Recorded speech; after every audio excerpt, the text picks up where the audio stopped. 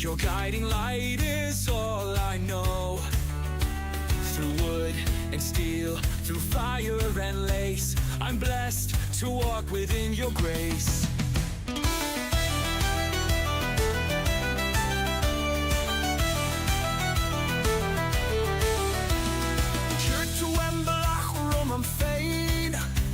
Is to a throig arcane. You laid the path before me. You guided every step. Raise the hammer, string the bow. Her gift is all I need to know. Through toil and trial, through heart and hand, her grace builds up this mighty land. Is the grass the dead time it's sore?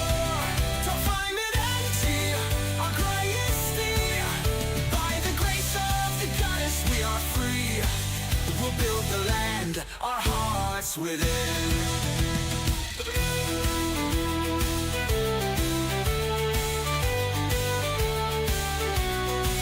From dawn till dusk, I work, I strive. With your blessing, I'll survive. The loom, the forge, the sword, the grain in your name, I rise again.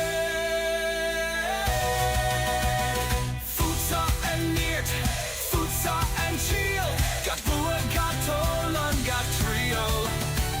In you lies strength, in you lies skill. Each victory, each talent, each trial.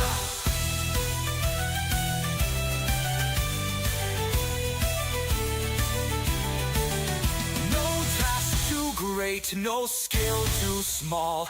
Your gifts, dear goddess, guide us all.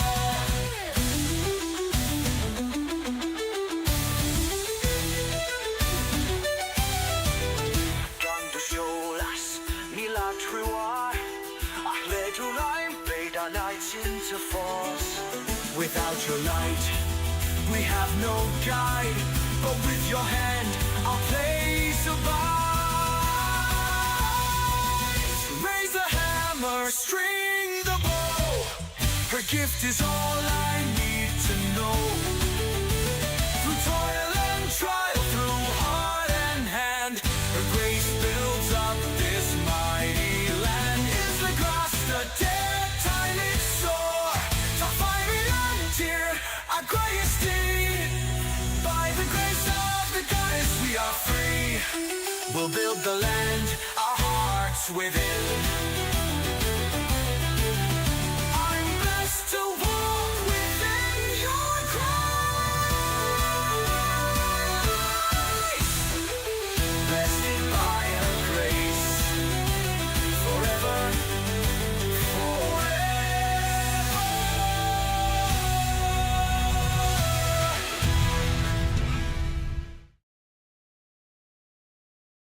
Hello, and welcome back to another episode of Pax Dei, The Search for Steel.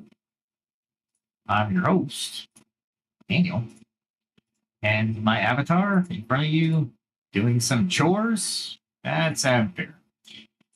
And chores it is. I needed some farmhouse cider, which gives me a max stamina boost of 46 and max health of 16, so it is worth it for me to create as many as I can with what I have.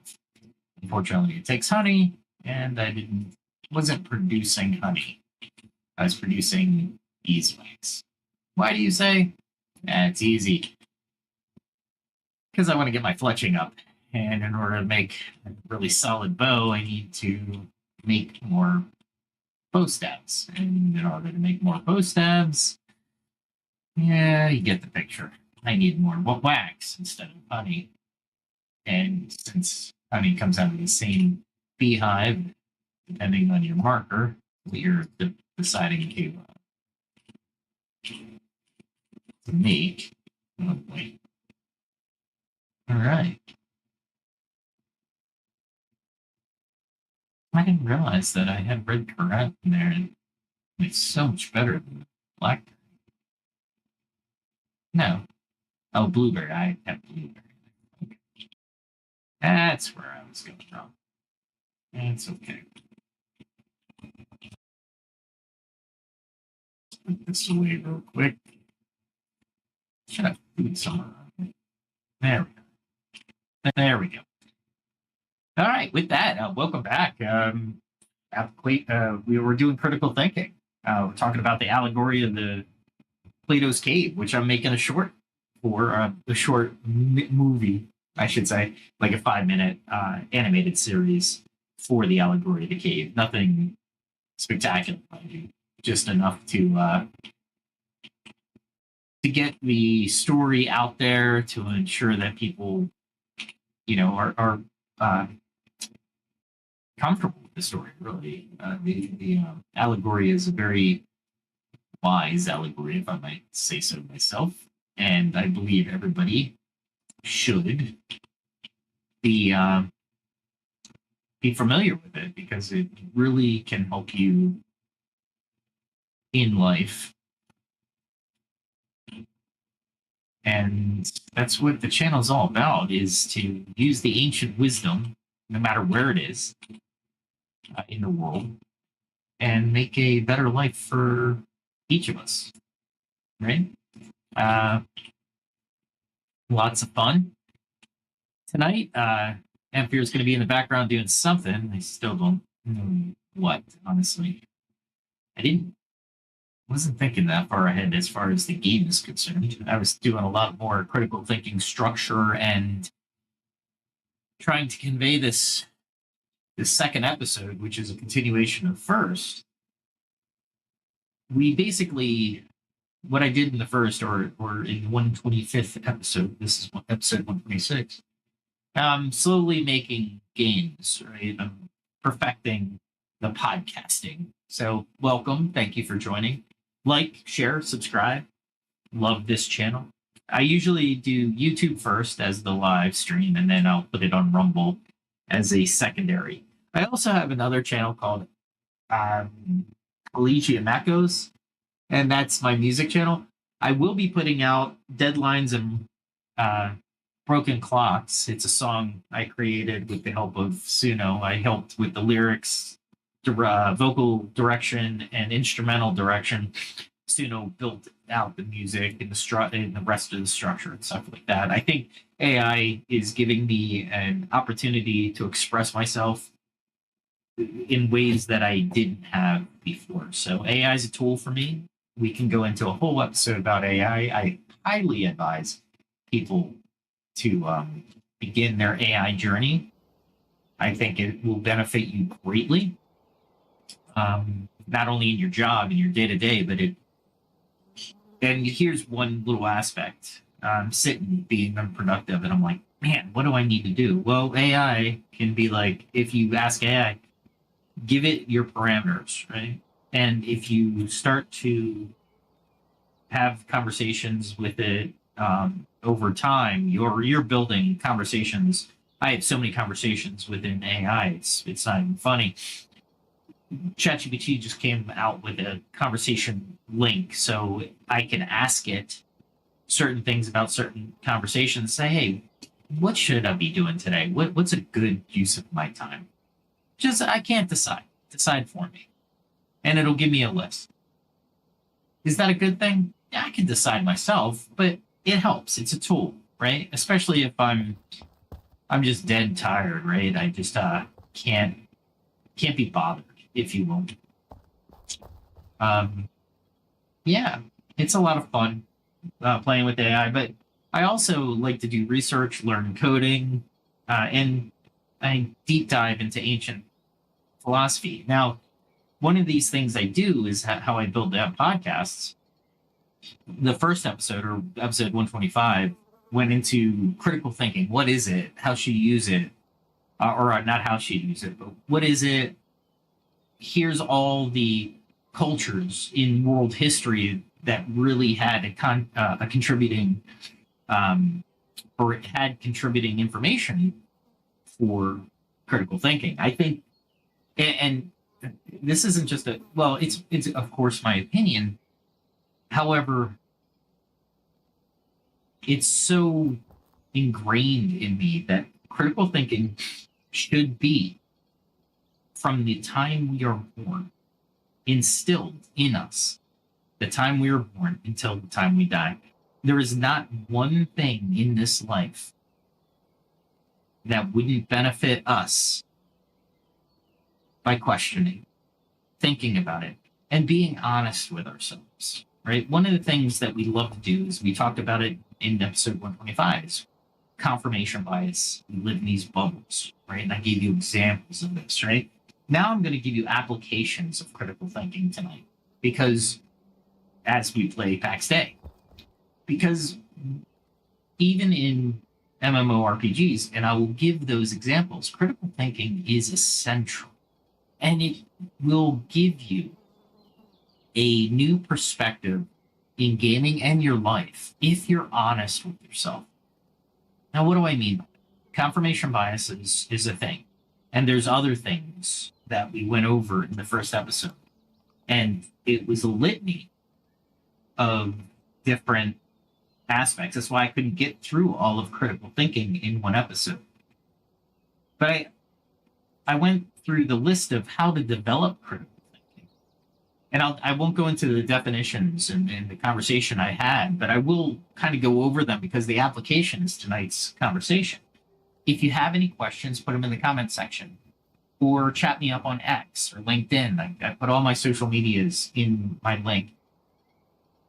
And if this is first time to the channel, understand I am here to investigate life. Meaning, I want to have the best version of myself, and I want everybody else to have the best versions of themselves. We're not here to be Vulcans, emotionless, making decisions without empathy or sympathy or any of the sympathy, those type of qualities.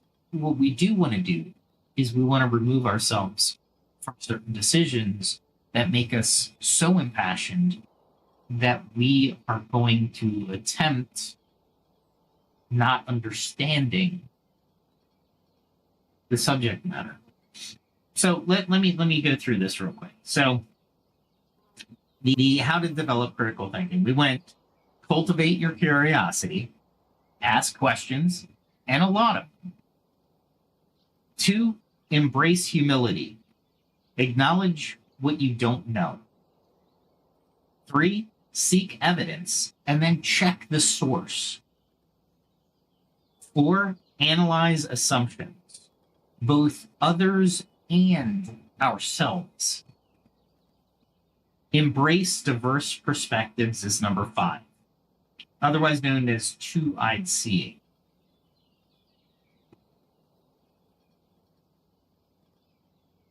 6 is practice reflection. So slow down and think about thinking. 7 was engage in debates and discussions. 8 was apply critical thinking in small daily ways. Because you want to, like any skill, you practice what you want to do, right? So even if it's something you think you know the answer to, question it, right? You want to practice. Learn cognitive biases. So you have confirmation bias, which I've already mentioned. And just for a quick recap, confirmation bias is tending to seek and favor information that confirms our pre-existing beliefs. Then you got available heuristic, which is overstimulating the importance, or overestimating the importance of information that comes to mind easily. Like thinking, like if you think flying is very dangerous, just because you saw a plane crash on the news. Even though statistically, flying is still one of the safest methods of transportation. Anchoring is another cognitive bias we have to be aware of. And that's being overly influenced by the first piece of information that we encounter. For example, somebody says, "Hey, did you hear about this?" And it's like, and then you hang on to the the first piece of information. I actually had to do this with one of the news articles that I've seen recently, and the first things that were put out, and as more information came out on the event, I had to try to remove myself from that anchoring. So lots of different things. The halo effect is another one. And that's if you like one quality of a person and then you assume everything about them is great. Some of us call this charisma, but charisma is a double-edged sword.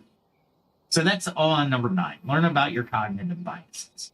Number 10 is use thought experiments and analogies. Number 11 is hands-on problem solving.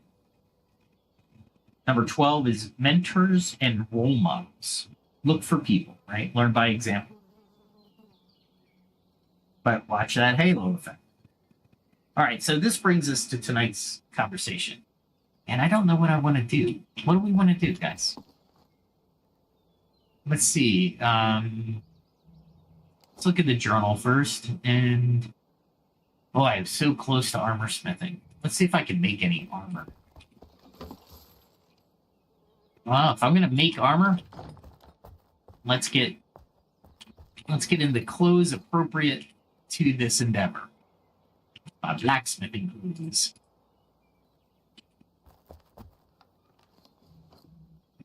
There we go. I like putting the role in role playing. Now I'm kidding. I'm home. We're not going adventuring. This is my home valley / adventuring. The armor is where I really get serious. But for this, we're going to be in our blacksmith. If you haven't ever seen Emfir up close, this is Emfir. It's a pretty advanced blacksmithing apron. All right, let's see. Any one of these yellows is going to get me experience. So what does this look like? This is a shield that gives me 52. This I need an Eradicate 9. It's a magical... Yeah, I make a magical shield with Bash 2.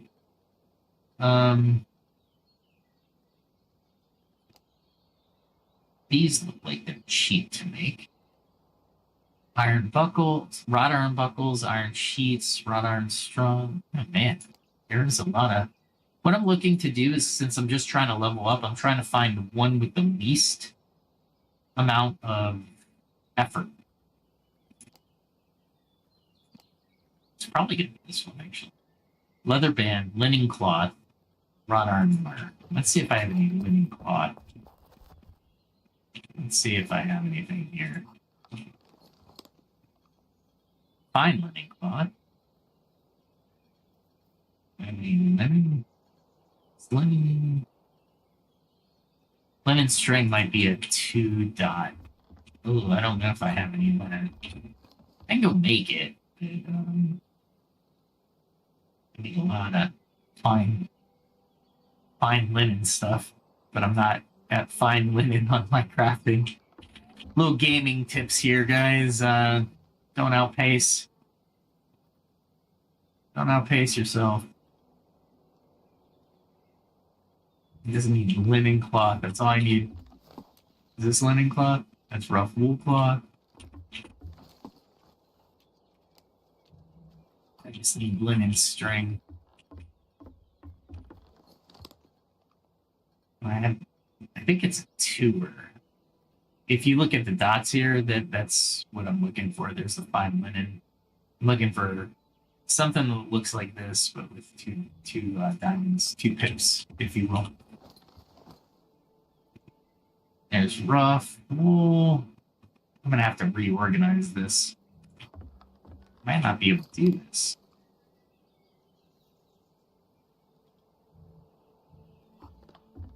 Right away, anyway. There's my leather. That's fine leather. I think boiled leather is what I need. Let me go look. what you can do here is, because these recipes are pretty intense, you just go down to the recipe, and then what you do is, what you can't see is I'm going off screen and I'm getting my Clippy, and I'm going to take a nice screenshot of that so it sits on my other screen. And now I have it in front of me. Leather bands and linen cloth. So I spoke too soon. If I don't have any linen, I'm going to have to go get some flax, which is all Home Valley stuff. So we can, oh, wait, I got flax right here. See how much linen I can make, right?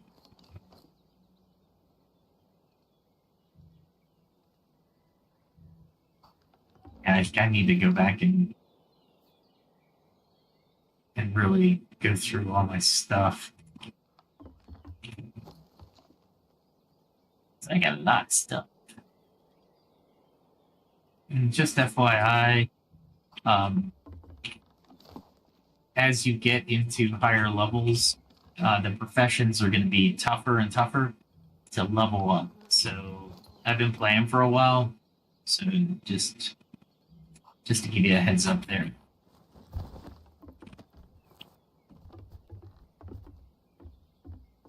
As one would do, I jump around,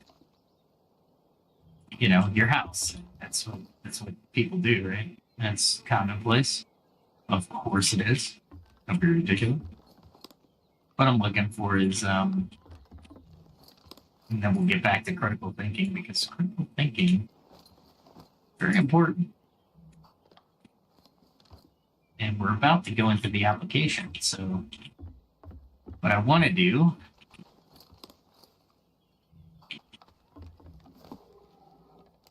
linen string.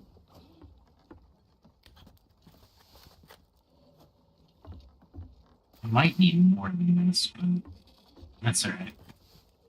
We'll go collect some after I start making the cloth, and then we can start in the application of critical thinking.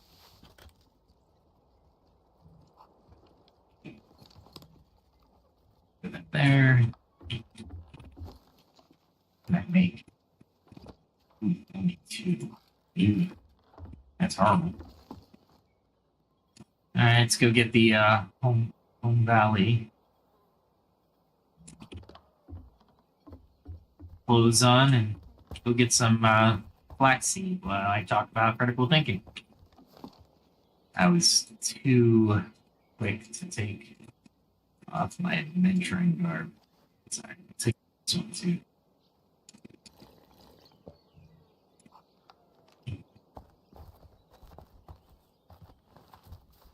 I'm gonna have to fight a boar up here. Wow, there's a lot of flax around.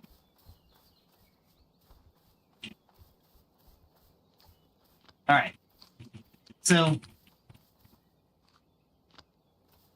now tonight's actually the fun part, right? We're seeing it in action. Critical thinking isn't just an abstract, right, concept we use to use on math problems or philosophical debates. It's a daily superpower that can improve outcomes in virtually every life. So let's walk through a few domains to illustrate this. From gaming, of course, to professional settings, to personal decisions, and even civic. You'll see that whether you're slaying a dragon or voting in an election, critical thinking is a trusty companion you want on your side, right?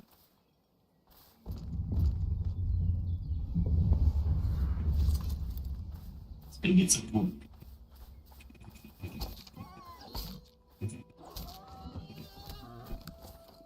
Even though I don't need it, it always. Oh, and I forgot that. And that's all right. I forgot to put my other clothes in. It's not gonna be. Anyway, In gaming in virtual worlds, right? Let's start there.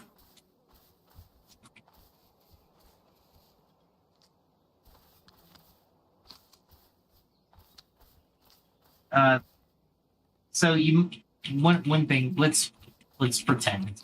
You know, I'm going to guess what you're thinking. Games are meant to be fun, not intellectual exercises. Right? We got people. I know you are. That's okay. Not my listeners though. My listeners are all intellectuals. But any gamer knows that many games are, in fact, intellectual, which a lot of times they're intellectual exercises in disguise, right?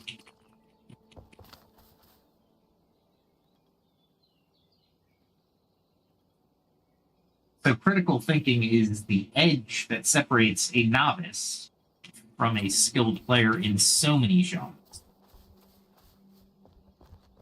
So you have strategy and problem solving, right? Especially in some games, more so than others. So take puzzle adventure games or puzzles in adventure games, right? Portal 2, for example. You're constantly using critical thinking to figure out how to get from one point, point A to point B, right? By placing literal portals. Considering momentum and angles, by the way, because Portal was a great game. Portal 2 was okay. I wouldn't say it was phenomenal, but it was definitely a good game. As a matter of fact, I kind of have to replay that just because it's the mind teasing, right? Gives you the strategy and the critical thinking exercises. You test ideas, which is your hypothesis. You see the result, and then you adjust. Basically, the scientific method in that chamber, right? In a test chamber. And of course, you have that AI, that snarky AI that always taunts you. So that's always fun. A little bit of taunting never hurt anybody, right? And I have notes on my other page. That's why I keep hesitating. Or if you let's look at some complex strategies, right? Strategy games. You have the Civilization series, Civ 1 through, I think, Civ 7 now. You also have StarCraft in that. You have EVE Online in that. You have, a lot of good strategy games. I love strategy games, so they're probably on my favorites list for sure. And then you have the so if you play on higher difficulties, you can't wing it, right? You have to analyze your opponent's moves, manage resources. Depending on which level of difficulty you select, it has to be perfect. You have to manage the resources perfect.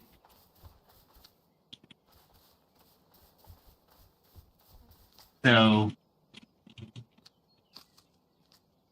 you have to plan several steps ahead. So if you build X now, you weigh the evidence, enemy troop movements, 20 turns later, what can I do? That kind of planning and analysis is pure critical thinking.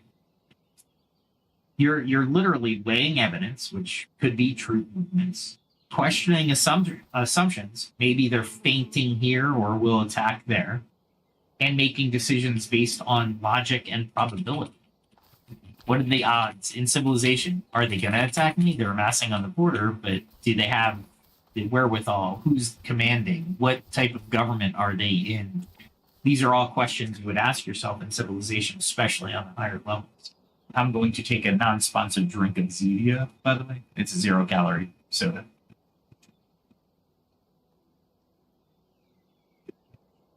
Because I'll be talking a lot tonight. Oh, yeah. Okay, so look at MMO raids and team strategies as well. In MMORPGs like World of Warcraft, critical thinking often shows up in how top guilds approach raid bosses.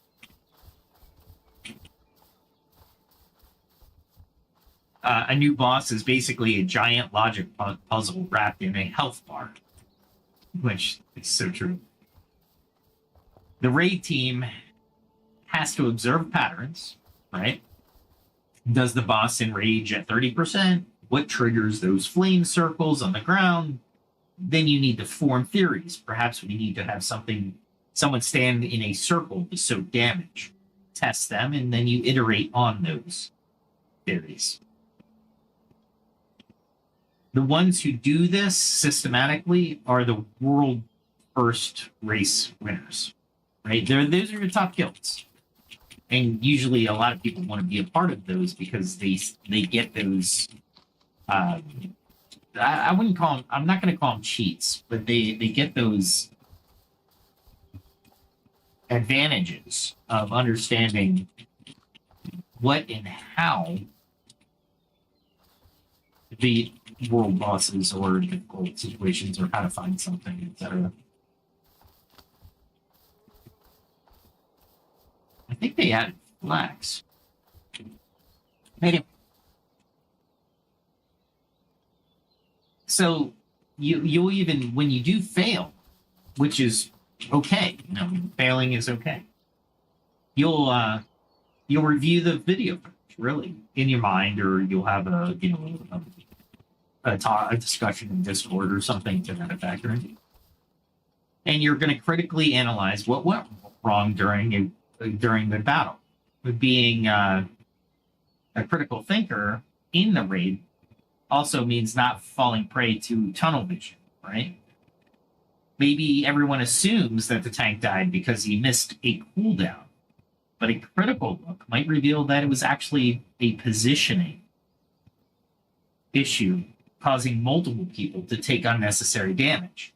The guild that identifies the real problem solves the encounter. The guild that keeps fixing the wrong problem gets stuck in an endless loop of failure. And it's annoying as hell, and it'll really detract from the enjoyment for everybody that's in the guild.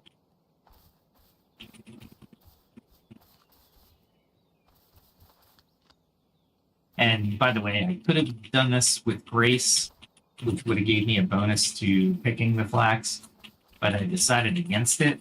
Not because I don't have enough Grace, I just knew that I'd be able to pick up a lot without it.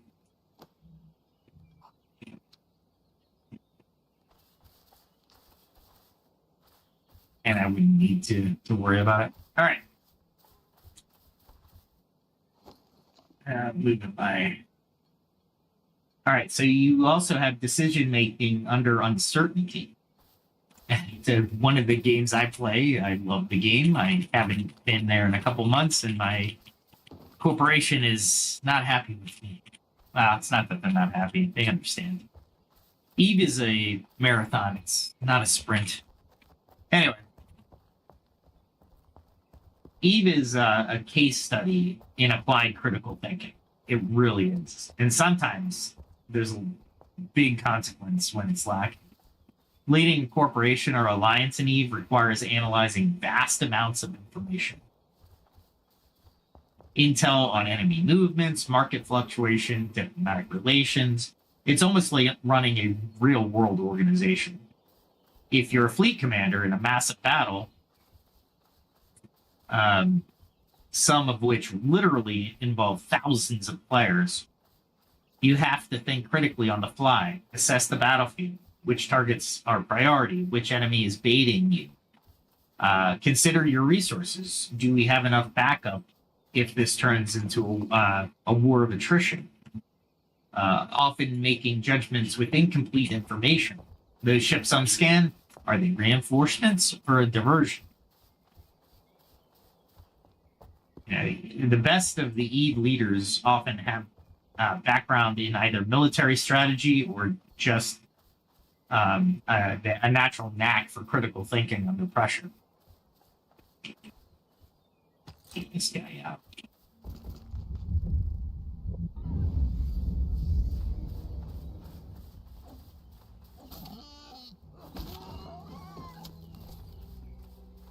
Open to get more wool, but oh well. So, for instance, look at a chaotic fleet battle in EVE Online. So much is happening at once. Dozens of ships, weapons effects, tactical overlays. A critical thinker leading such a battle must parse the signals from the noise, identify patterns. That is, the enemy always sinos in. Sinos means warps in reinforcements 5 minutes after engagement, meaning we have that long to do as much damage as possible before reinforcements get there. Adapt strategies accordingly. It's no exaggeration that some corporations in EVE have an intelligence division, and that is true, where players gather data and critically analyze enemy behavior to guide decisions. Absolutely insane, right? You would think so, but the game is that good. Really, it's that good.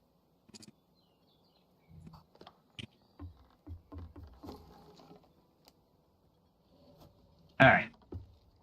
So skipping that analysis can mean walking into traps, much like a general in a real war. Critical thinking in games isn't just competitive or hardcore scenarios, though. Even casual gaming has elements of it. Solving detective mysteries in games like LA Noire or Ace Attorney requires you to notice little inconsistencies using critical observation and deduce what has really happened. Managing a farm in Stardew Valley efficiently involves planning and deciding which crops to invest in. Minor, but it's still decision analysis. And how about game design itself as an application? Designers and developers have to think critically about player psychology and mechanics. They test their games, gather player feedback or data, and iterate on design. One of the things that the developers of Pax Dei are doing right now, we're in early access. They're gathering what people are doing. They're gathering all the data. They'll notice that my character in particular, I want to be a jack of all trades so bad. In the actual, when the game releases version 1, I'm probably not going to be. But the point being is they're going to take all this data and craft the game into what they need to look like, because they're going to think about what data is being presented. If, like, say, a level's too hard and players keep failing, they analyze why. Maybe jump in a platformer is unfair due to camera angle, or a critical tweak might fix that. But good devs basically use critical thinking to refine games into better experiences. For example, in Pax Dei, they made the bears too easy to kill. Now they're a little bit too hard to kill without a group. So is that the experience they're going for? A party kill versus an individual kill? So that's critical thinking. What are you going to create the game experience to be like? So you can also prevent gaming pitfalls, right? On the flip side, and let me do this real quick as I remove myself from my notes.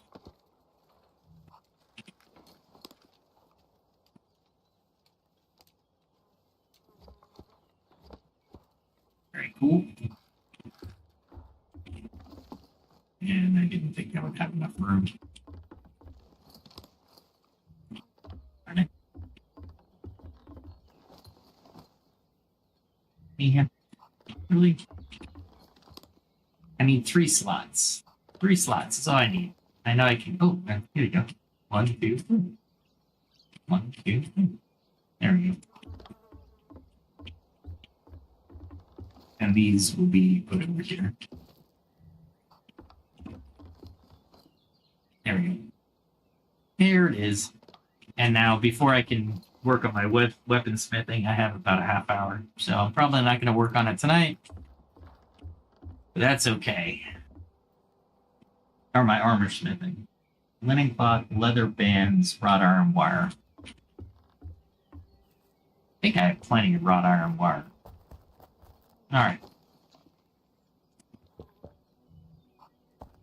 That's my age.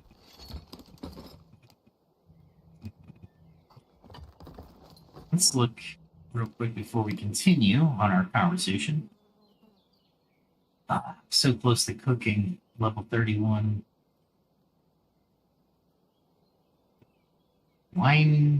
Winemaking and brewing.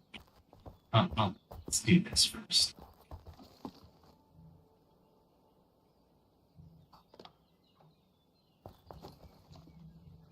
If I don't go anywhere, oop, that was just a misclick. That's not the one I was looking for. There we go.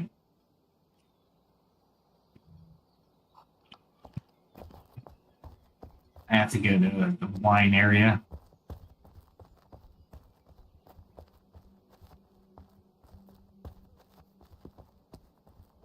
All right, so when I do winemaking and stuff, you don't get any.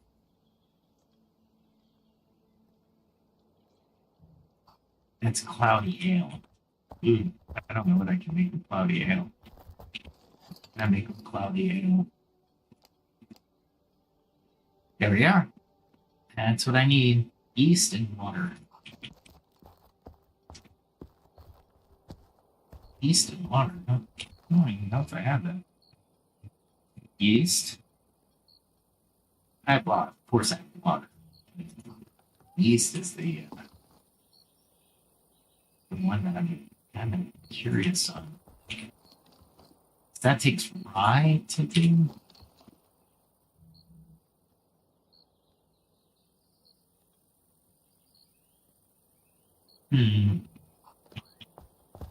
Might not have enough yeast to do me.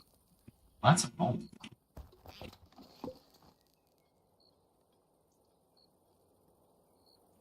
Yeah.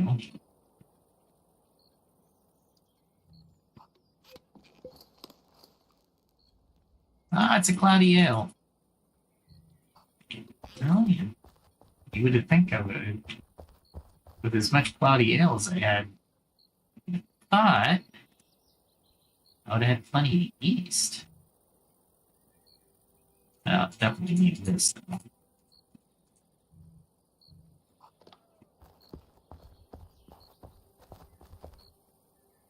The yeast is up here. I don't think I put yeast in here. This is mostly animal stuff.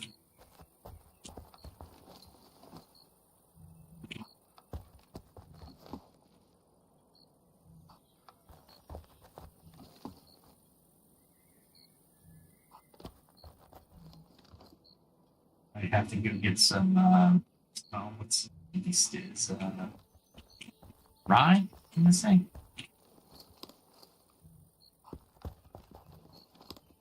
There's a couple more areas I can check, so I'm not giving up just yet. I have done a lot of gathering, so I would be remiss not to look in a lot of different places. It's all wood and coal. No yeast there. Lots of bear stew, though. I think give it that. Nice.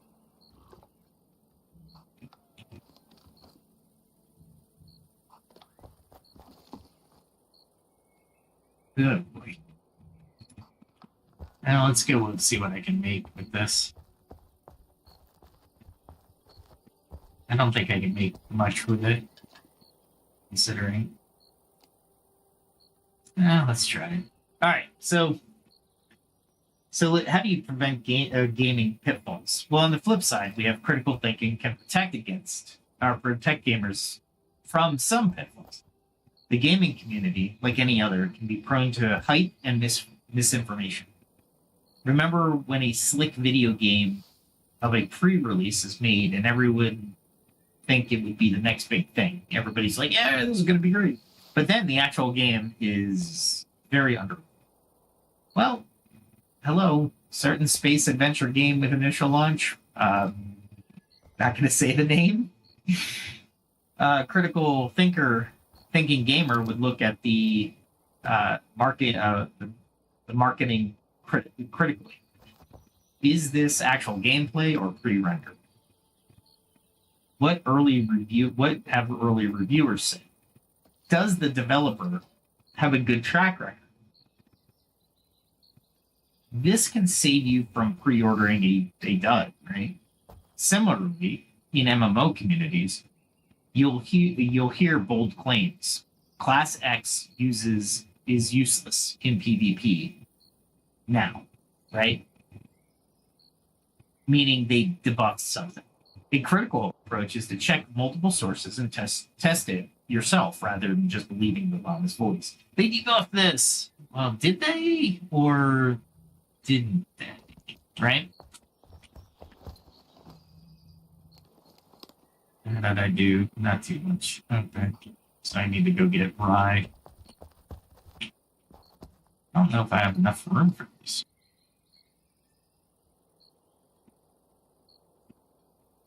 Barley stocks. It's not going to give me any good. Do that.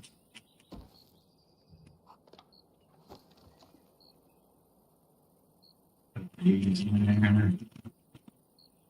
Worry about the water later. As a matter of fact, I know where rye is. I just gotta go get it, which means no more changes than a runway model.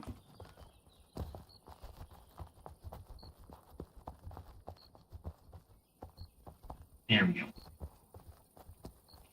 All right, so I'm going out a little farther. Oop.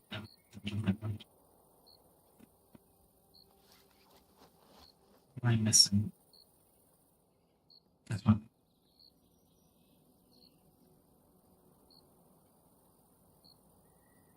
All right, so if I'm going out farther, I'm going to need a healing tonic. Definitely going to need mace, which means I need a shield. Because I need to level up the mace. I'll bring in a second healing potion. I'll bring some stamina. And if I get into it, I will bring... I'll bring my arming sword just as a second weapon, just in case. Alright. We're off to get some rye. Rye's pretty much everywhere, but Stonelands is the best place to go get it. Anyway, alright, so even things like gaming myths or hoaxes, right? A critical mind quickly separates fact from fiction. There was a long-running myth in Pokemon games about pressing certain button combos to increase your chance of catching a Pokemon. Many playground kids swore by it. A critical thinker tests it or finds official sources, and lo and behold, it was a placebo effect all along. Such myths persist precisely because not everyone thinks to question them.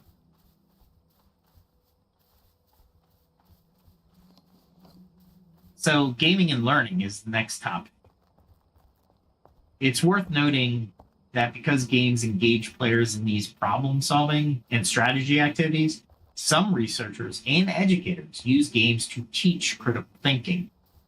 A well-designed game is a safe sandbox for trying strategies, failing, and learning from them, which mirrors critical thinking processes. So if you need an excuse for your gaming hobby, there it is. And here it is if you have to pitch it. It can hone your mind. Just balance it with the other learning as well. But you don't have to add that second part when you're arguing that games are a thing to do. Always the thing to do.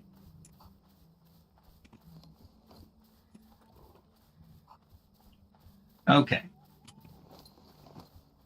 In education and career, let's move over to school and work, right? Which I would argue are the same thing. Anyway, in school, you probably encountered assignments that explicitly ask for critical thinking, not analysis or critical analysis, like the critique the author's argument, or compare these two theories and discuss which is more convenient. I need to look for rye as I'm reading my notes. Oh, there's some rye. Is this rye? Yeah.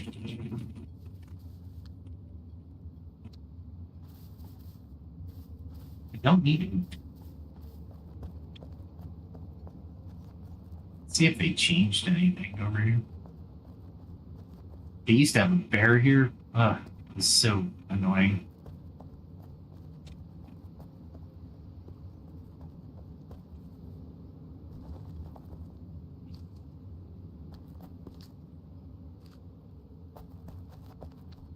Okay. Keep looking over this way. Anyway, so doing well on those isn't about regurgitating notes. It's about showing you can weigh evidence and arguments. For instance, in a literature class, rather than just summarizing a novel's plot, a critically thinking student might explore the motives of the characters, question the reliability of the narrator, or connect the text to a historical context and evaluate its themes. They might say author A's perspective on war, as it's presented through ironic narration, is more compelling than author B's straightforward account, because it forces the reader to actively interpret the horrors beneath the tone. And that's better than whatever. You get better at writing stuff when you get older. But anyway, that kind of insight comes from not taking text at its face value. In science classes,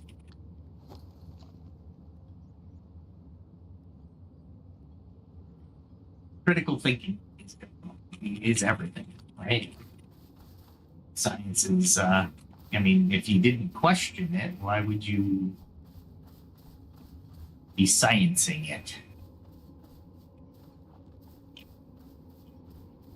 I think I can get this right without aggroing anybody.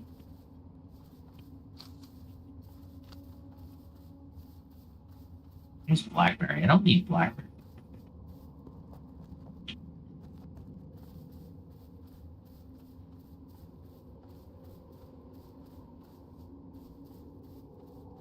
Like these guys, not with this armor anyway.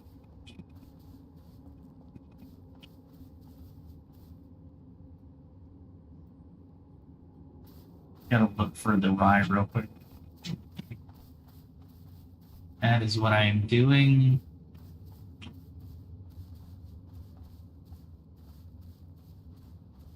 How much rye do I have? Oh my god, that's not a lot of rye. I thought I'd been picking it up a lot, but I have not, it seems.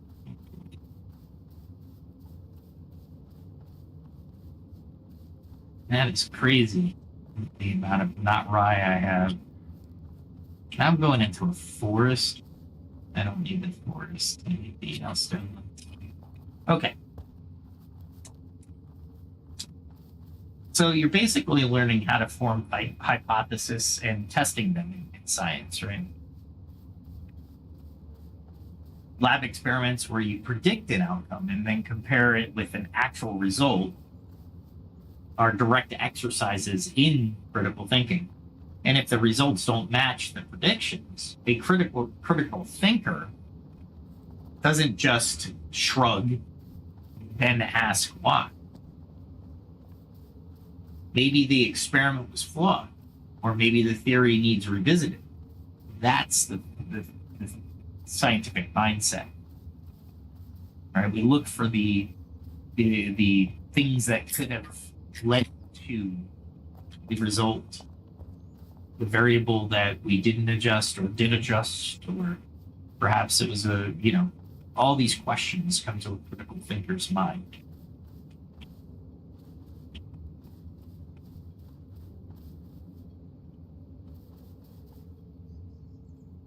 So if you look at, if you go into research, critical thinking becomes even more crucial, whether it's humanities or STEM. You'll be dealing with conflicting theories and data. Take history research.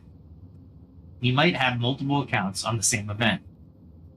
A critical historian looks at the source's biases. Was the chronicler employed by the king and thus painted him favorably? What corroborates details across sources, and piece together a narrative that makes sense given the evidence, right? What's the truth? We're seeking the truth in history. In engineering, a critical mind is needed to troubleshoot why a design isn't working as expected. Maybe an assumption about material strength was wrong, right? So you have these different aspects. How about professional problem solving? In the workplace, critical thinking shines in problem-solving scenarios. Imagine you're a project manager and your project is running behind, and you need to figure out why and how to fix it. It's a non-critical approach might be just to work harder, right? Or blame a single person, or blame the date, or blame a holiday, etc. A critical approach would be to gather data. Which tasks are delayed? Is it a staffing issue, a technical issue? Is it a requirement creep? Is somebody adding requirements to your project without you realizing it? You'd analyze the processes. Maybe the team is waiting too long for approvals, indicating a bottleneck. Then you propose solutions. Do we hire additional help, adjust the timeline, negotiate scope changes, with reasoning behind each proposed solution? Essentially, you become the raid leader for the project, right? Analyzing and iterating strategies. In business, strategic planning relies on critical thinking, SWOT analysis, strengths, weaknesses, opportunities, and threats, is a tool that forces critical examination of an organization's situation. Good executives are those who don't fall for groupthink. They question overly rosy projections. Are we sure about the market growth rate? What if a competitor enters and insists on evidence for claims in the report? A famous example is in the early 2000s. Blockbuster executives assumed their business model was fine and ignored signs of change, while a critical thinker named Reed Hastings analyzed the trends, and what did he found? Netflix, which ultimately upended the market. A lack of critical foresight can sink companies. The presence can create new empires. And if that wasn't enough for you, let's go to tech and engineering, as we're looking for more rye. Look at that. Asking, shall receive. Rye is everywhere, but it really isn't in abundance, if you ask me. It's in abundance, but you don't get much for your pickup. I know if I added brace, it would definitely help, but I really don't want to. I hear the bear.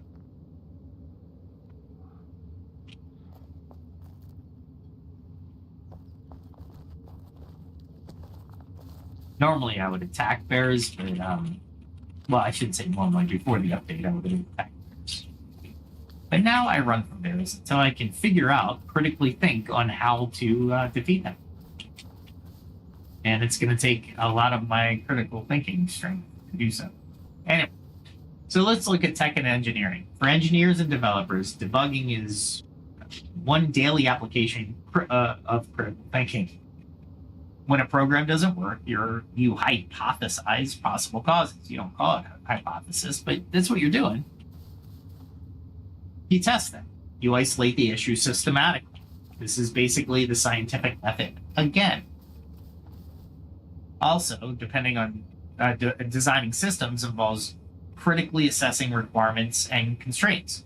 Is the design safe under all conditions? What are the edge cases? How to fail gracefully? How quick do I need to fail to keep schedule?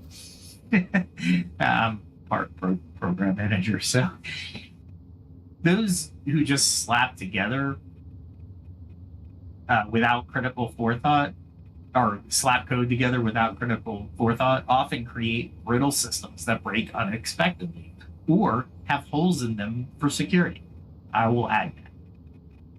Those who think through scenarios, even unlikely ones, create robust systems. Now, when I keep saying unlikely ones, you don't want to overburden yourself with every situation or scenario that you can think of. You'll have to weigh critically whether or not you want to consider the risk of each scenario you are bringing up. Very important.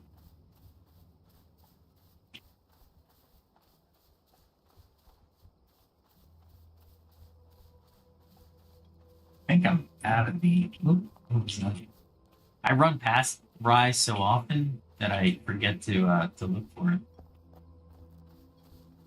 I heard there's some nice alcohol when you get up in levels, so I definitely want to try to increase my level here of alcohol brewing.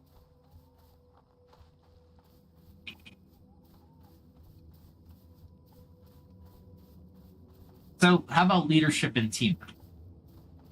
We talked a lot about a lot of different areas, but isn't that awesome? Critical thinking is used in so many different areas that we're continuing to have examples of different aspects of your life. Pretty cool. So leadership often requires critical thinking for decisions, with decision making. We just had a couple examples in the examples that I had just a few minutes ago. Leaders face ambiguous situations and conflicting advice all the time. A critical leader will listen to advisors from different perspectives, hopefully, but not to be led by bias or flattery. They'll weigh the pros and cons, foresee potential unintended consequences. A big critical thinking element is always ask, and then what? For example, a policy might boost short-term sales, but harm brand reputation long-term, which would drive long-term sales. A critical thinker or critical leader will catch that, whereas a short-sighted one might not.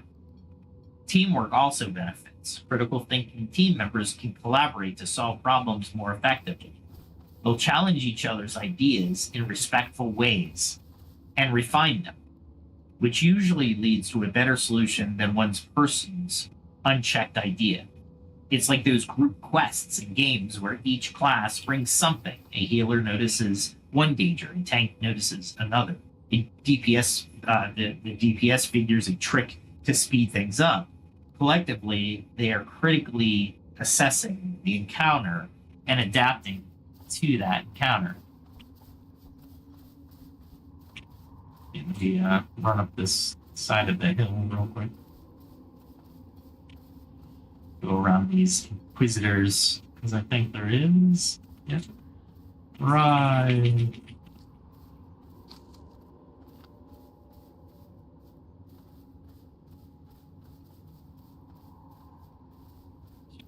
Noting in my mind where these nodes for the wrought iron. This is iron ore, which I can make wrought iron out of. And there's blackberry near there, so. Pardon me. Sorry about that. All right. So let's talk innovation. This is a huge one, right? Can you in the chat, can you think of any application for critical thinking in innovation? Come on now. With as much as we've talked about, I know you guys can. Any career that involves innovation, which is many, like all, thrives on critical thinking. You have to question the status quo to come up with something new. Innovators ask, why are we doing it this way? Is there a better way? Is there a cheaper way?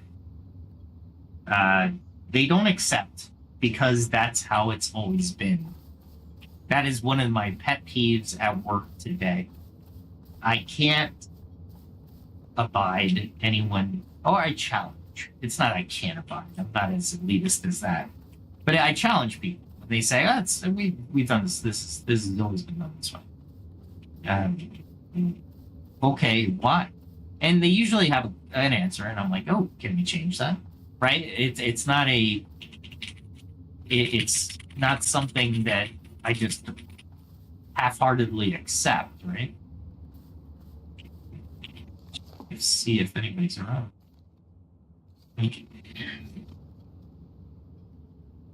So this is true whether you're innovating in technology, in a social policy, or even cooking a new recipe.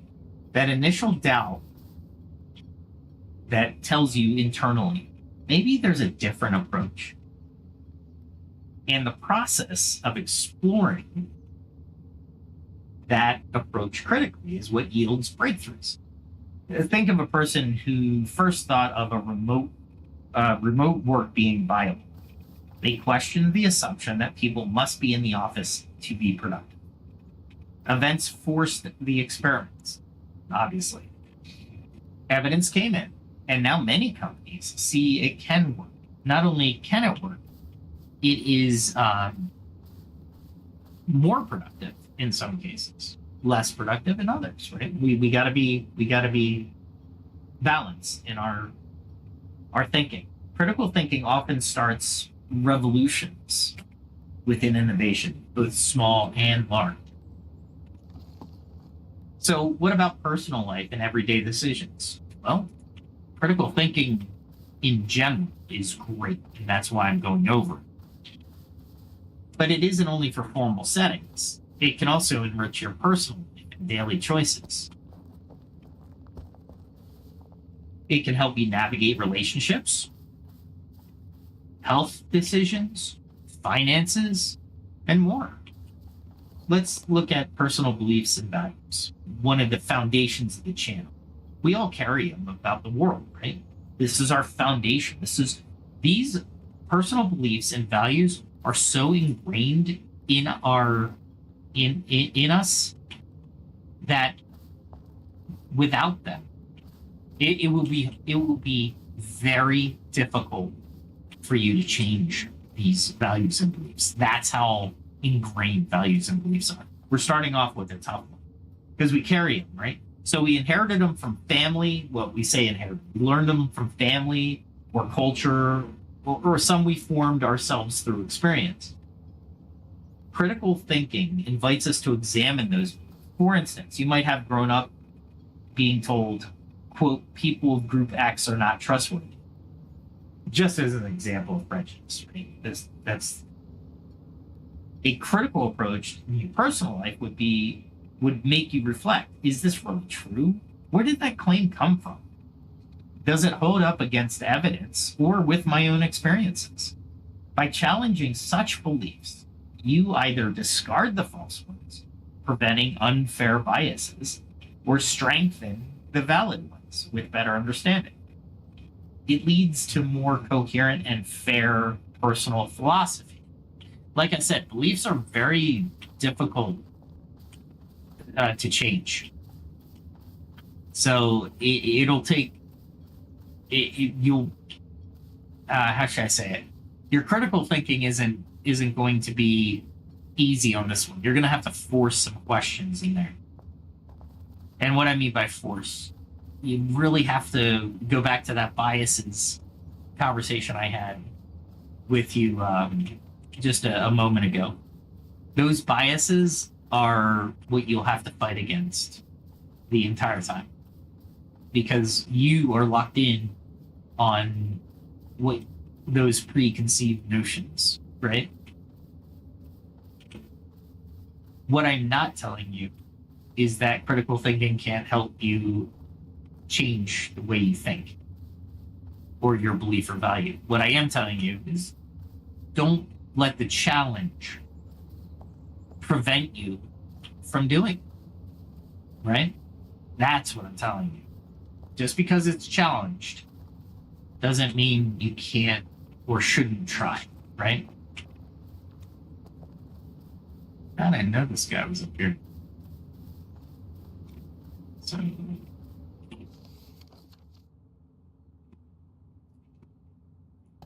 here we go. Just so I remember where that one is, because that one's buried up here. All right.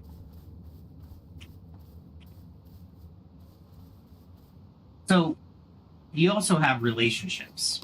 Yeah, even in relationships, critical thinking plays a role. Communication issues, for example, a really good example, often might involve assumptions and misinterpretations. And I'm going to bring you to the most famous of famous, I think. Me and my daughter we always used to just watch WB shows of the 2000s, in the teens of the 2000s. And one of the things we always looked at each other about is why aren't these people talking to one another? Really? All they have to do is talk to one another and problem solved, right? And it's the funniest thing because the miscommunications and the assumptions are what drove the story. We understood that, but it was just funny because in real life, if you had the assumptions or the misinterpretation, talking about it would be the easiest way to solve the issue, right? And it was just funny the way we felt that, especially the WB back then. It was just like, so this whole episode could have been solved in the first 5 minutes if somebody would have just asked the question. And it's totally true.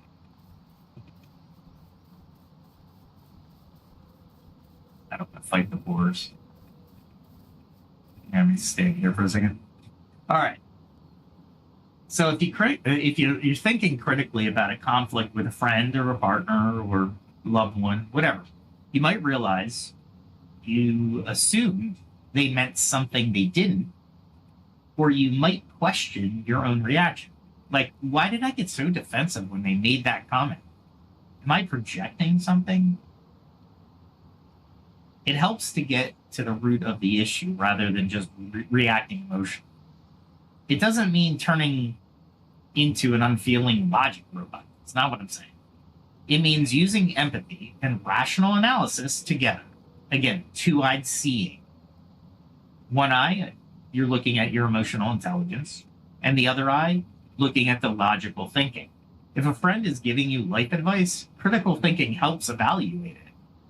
Or helps you evaluate it, I should say. Maybe they mean well, but their advice has logical holes or is based on their very different life context.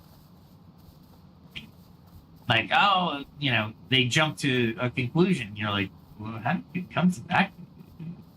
It's not even the same. We're not even talking about the same thing. All right.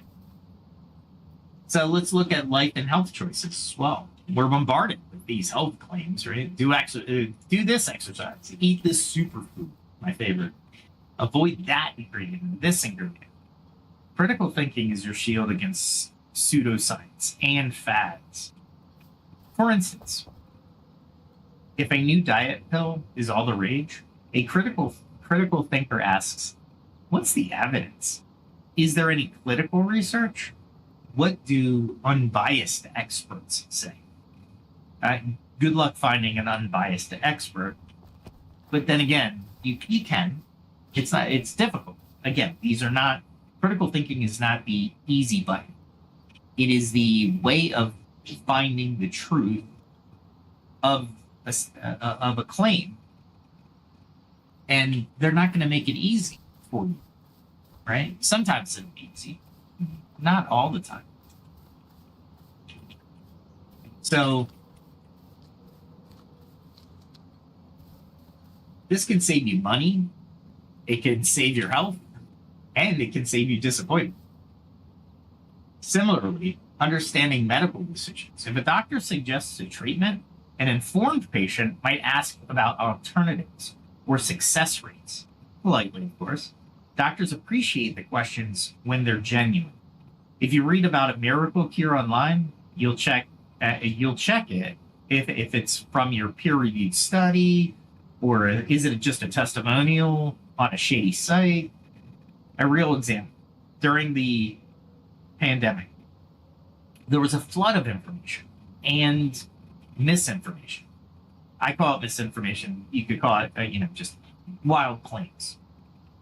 I won't go as far as lies, but let's just say people had all this information and it wasn't correct. People had to critically think about the sources. Do you trust the CDC and the World Health Organization versus a random Facebook post? Or those who applied the critical scrutiny navigated it better, understanding and evolving science and adjusting behaviors accordingly. Those who didn't often fell into either undue panic or reckless dismissal of precautions based on whatever shadow, info they latched onto. Now, as we're learning more about the event, you can only do so much given the amount of information that came out, when it came out, who provided it, was it conflicting from the last piece of information out? And really, I use the pandemic. It's a really bad example of this because when you critically think through something, that there was so much information from, well, I'm going to put air quotes, credible sources that changed day to day.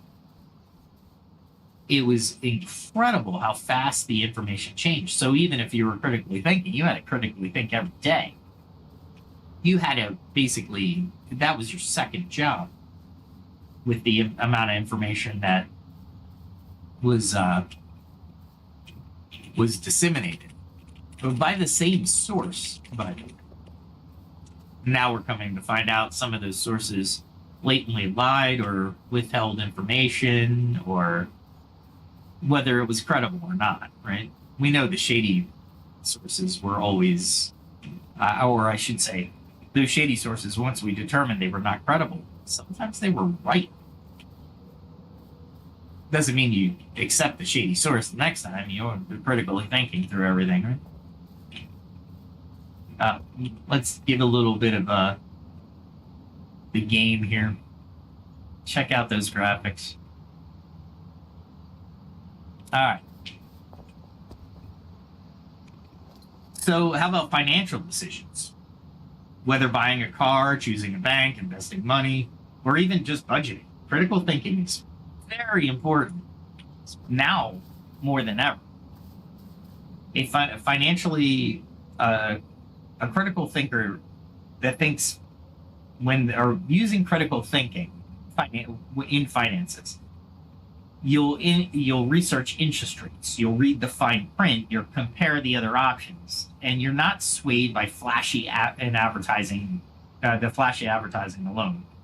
If a deal looks too good to be true, like an investment promising extremely high returns with no risk, you should recognize the red flag because you're critically thinking, and it's probably likely a scam. This critical due diligence can be the difference between a steady financial health and costly mistakes. How about parenting and teaching? Let me grab some more Zevia.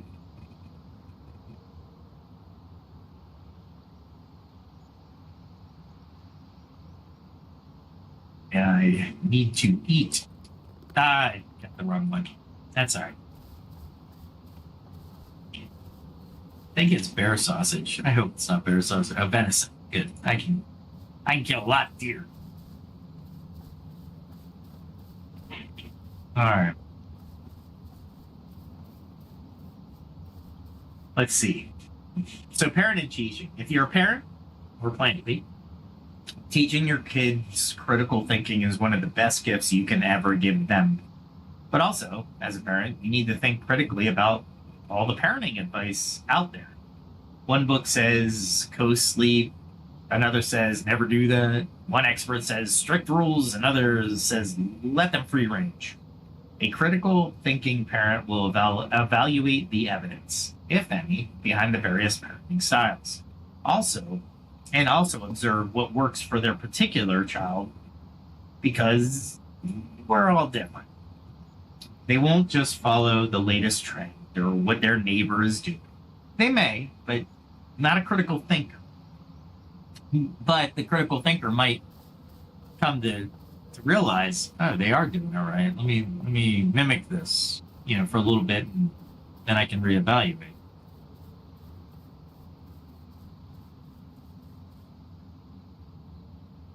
They also encourage their kids to ask questions instead of because I said so.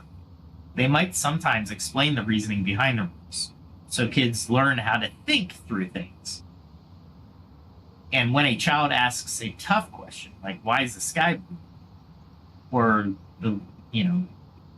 later, why do people do bad things?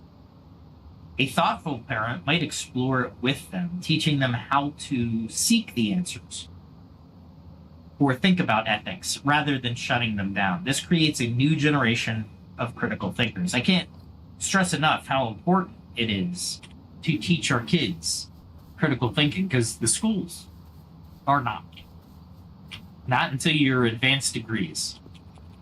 Doesn't that weird you out? In the comments, let me know. It weirds me out because I was taught critical thinking sorta, but not in any formal method. Like maybe a week of critical thinking in English class over some time. But honestly, it wasn't enough.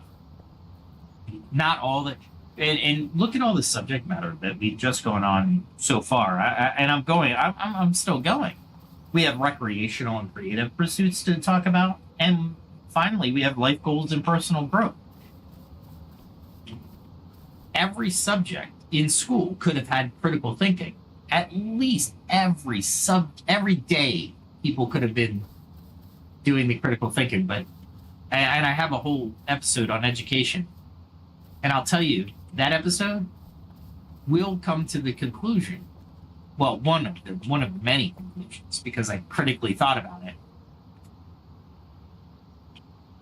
That right now, schools are trash. Why? Because we're critically thinking. No, because just think about it. When you ask a question in school, a majority of the teachers, not all, majority of the teachers would say, look, this is the information you need to memorize. This is the information you need to know. You don't need to know why. You don't ask that question because you don't need to know. I was told that so many times. I was shut down more than I was given the answer. And to a young mind, now that I think about these things, that was probably the worst thing those teachers can do to kids, is shut them down. I mean, imagine a kid wants to know about something in whatever subject, and the teacher goes, look, I don't have time to answer your question. And they more than likely they'll know the answer. But they have a set time to finish class and get things done. And I get it. I'm not wholly upset at them, but they're teaching tests. They're not teaching critical thinking when they have the opportunity. I think there's a bear or something.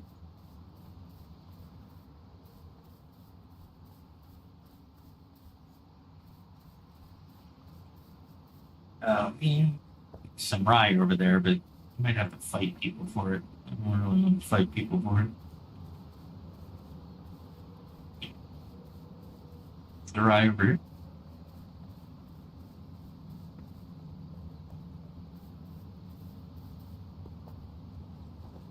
Oats. I don't need oats.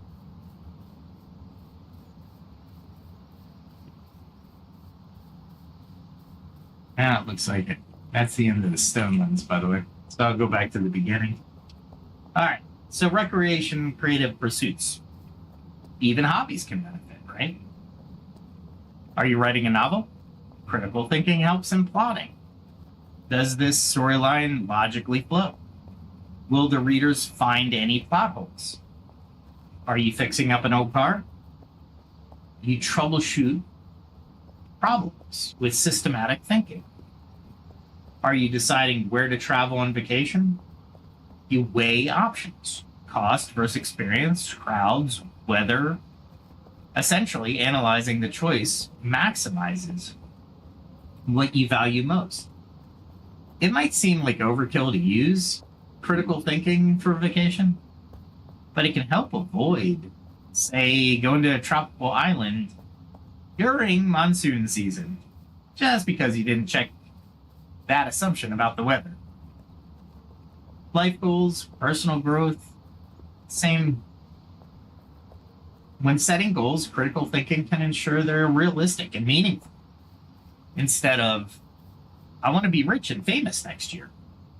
A critical thinker would break down what it means and align it with their deeper values.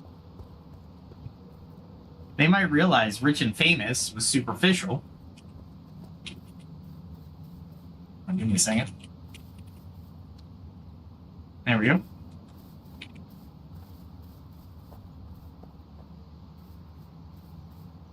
So they might realize that it's superficial, right?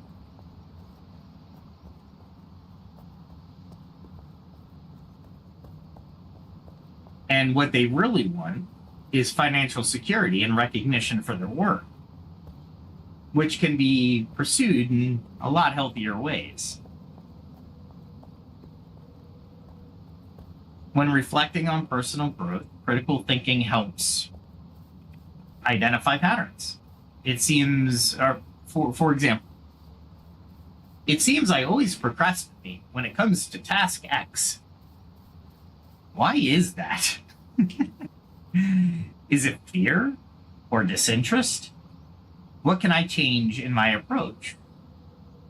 That type of introspective analysis can lead to personal improvements and better habits, and perhaps the job getting done.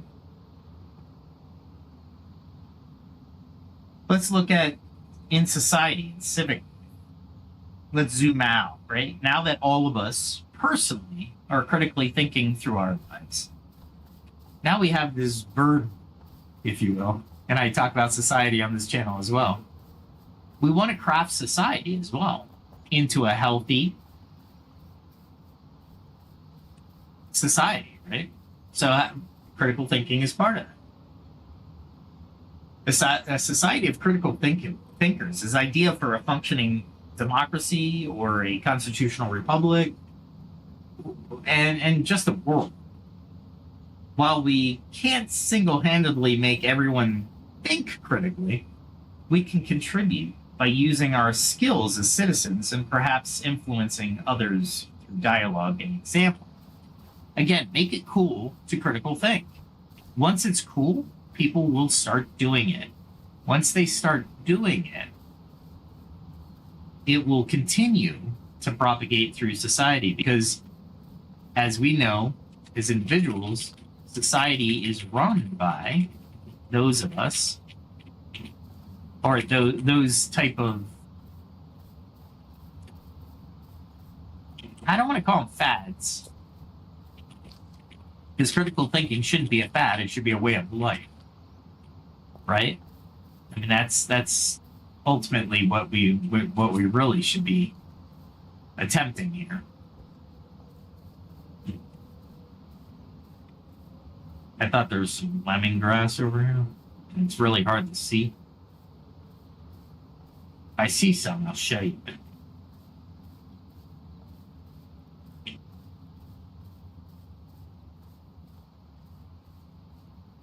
Should be over here somewhere.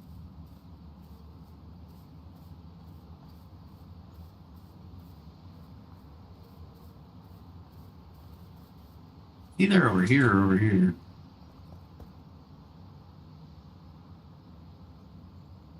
My map is showing me here.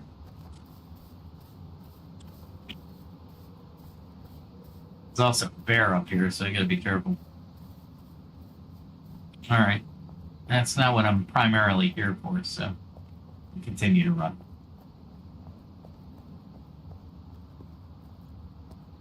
Okay. So let's talk media literacy. It's a big one. We touched on it earlier, but applying critical thinking to media consumption is crucial. It means recognizing bias in news.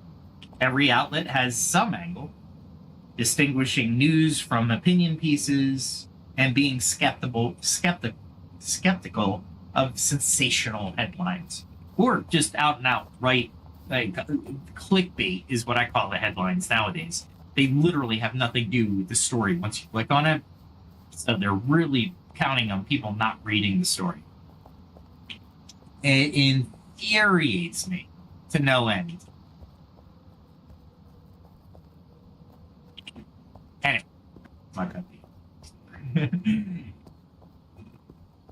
So don't believe everything you read on the internet, right? Or ever. That's been a tagline used. Do you believe everything you read? Right? It's been a tagline used, through since printing presses have graced our countries.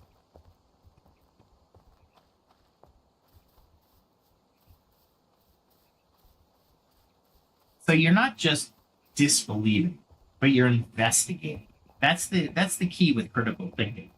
You're not necessarily just, I'm not going to believe anything. No. You're investigating. It could be true.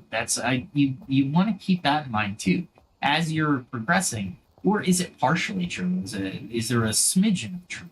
What was the angle they were trying to go with? Why did they modify it, right?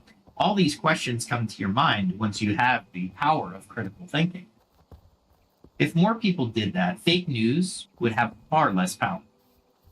Many educational programs now include media literacy training, which is basically teaching critical thinking applied to media, verifying sources, fact-checking fact-checkers, like Snopes or PolitiFact, or whatever quote-unquote fact-checker, understanding how images and statistics are manipulated. You look at politics and voting, come election time, critical thinking has to be implemented. It's your compass to deciding where you want to cast your most valuable vote. Politicians will promise the moon. A critical voter will ask, how? What's your plan? What's your track record? Who funds you? They're also critically examining their own stance. I've always supported policy X, but have I really looked at the data whether it works? Sometimes we inherit political affiliations, like sports team loyalties. But the critical mind is willing to split the ticket or change opinions if evidence suggests another candidate or policy might actually yield better results. This makes voting based on reason, not just emotion or party. Especially in the United States, for those of you on the international stage, right now we have two parties, and if you ask me, they're tribes right now. And a lot of Americans, in my opinion, again, critical thinking hasn't happened yet, but I should think about this and see how many of those people are actually within the bell curve, meaning they're not on, they're not affiliated with one party or another, or not strongly affirmed to that party, but they're in the middle, right? So I'm looking at my notes here. So critical thinking fosters civil discourse. If people approach political disagreements with the goal of understanding and reasoning rather than just shouting slogans and talking points, societies can find common ground or at least compromise. Plato's cave can be a metaphor for partisan bubbles. Each side thinks they see the whole truth, and the other is deluded by shadows. In reality, the complex issues is often not black and white. A critical thinking populace recognizes nuance and can handle the shades of gray. Is that guy here? I thought I heard him. Interesting.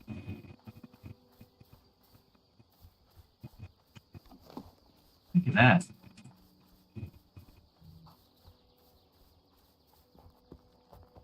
Let's see. Yeast, right? Rye flour. Really? So this is one of those I'm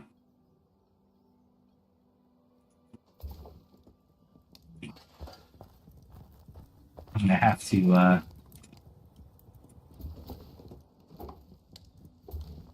wait a little bit, so I probably won't be able to do anything with this until tomorrow.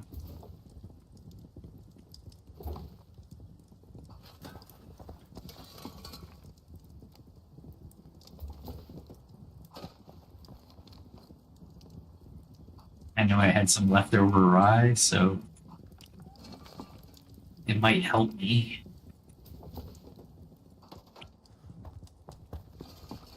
Get a lot of this created.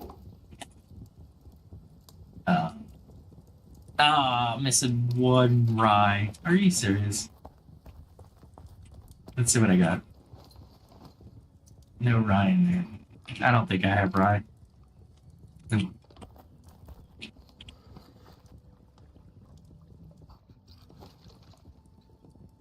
Nope.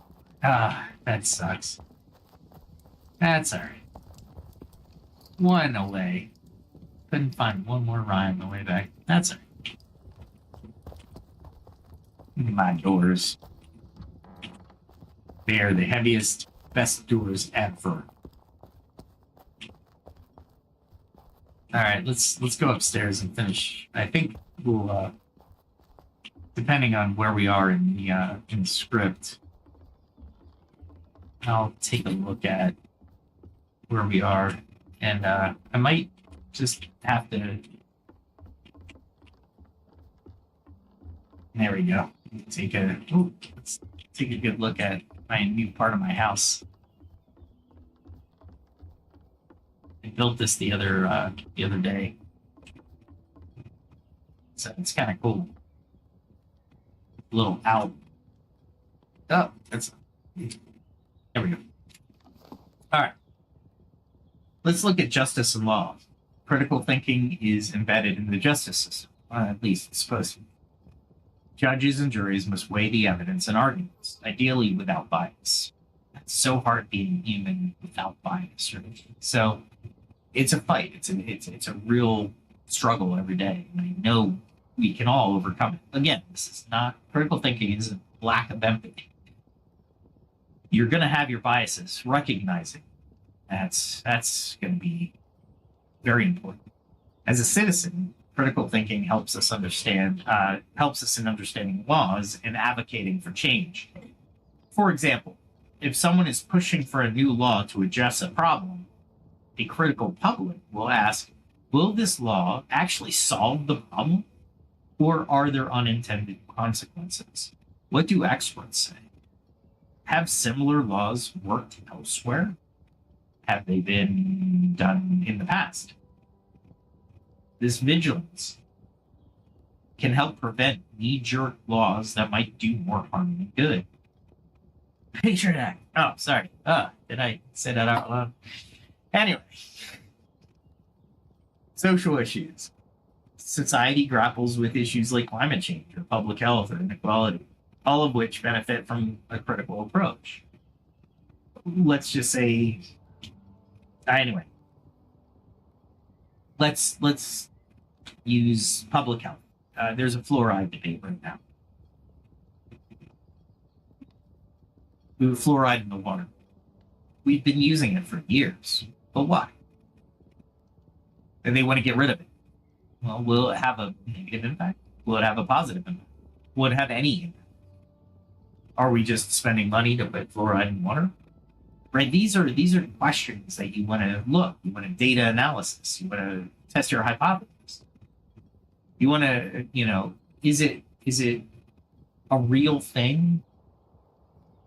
Right? Or is the science backing a little bit of this fluoride? I can guarantee there's a lot of science out there that says A, a lot of science says B. I'll give you a better example. AIDS. Good for you, bad for you, good for you, bad for you. Over the years, it's oscillating more than a